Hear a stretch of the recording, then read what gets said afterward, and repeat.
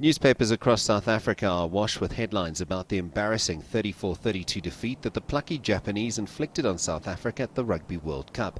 The headlines make for difficult reading for many Springbok fans, including rugby commentator and journalist Mololeki Nsabo, who still can't believe that the men in green and gold suffered the humiliating defeat to one of the minnows of world rugby.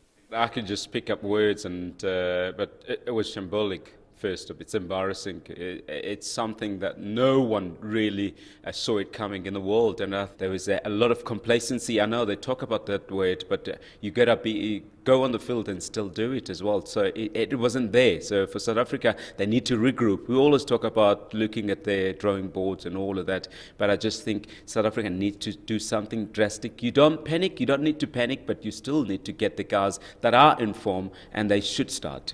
Nsabo maintains that coach Heineke Meyer should quickly shift the focus away from the negatives of the humbling defeat and on to the next match.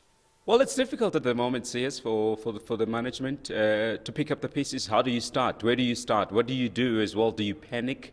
There's still a long way in the tournament, and I still believe South Africa will finish second, and that they'll be in the knockout stages, and so they should be with the quality side they've got. But you've got to be able to have a right mix at the start.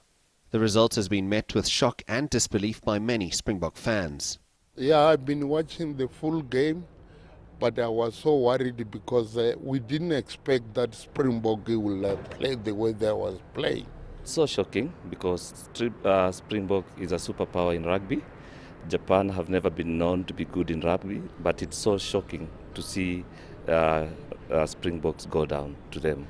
Springbok fans across South Africa are waking up on a gloomy morning to the realization that the world champions of 1995 and 2007 have been beaten by the minnows Japan, and there's some soul searching that will now have to be done. It hasn't been the easiest of build-ups for coach Heineke Meyer and his team, but this defeat, this shocking defeat that's being hailed as the greatest in World Cup history in terms of upsets, is something that is not going to sit well with the Bok coach. They're going to have to work hard if they're to re-establish themselves as one of the favorites for the tournament. CS Du Plessis, CCTV, Johannesburg.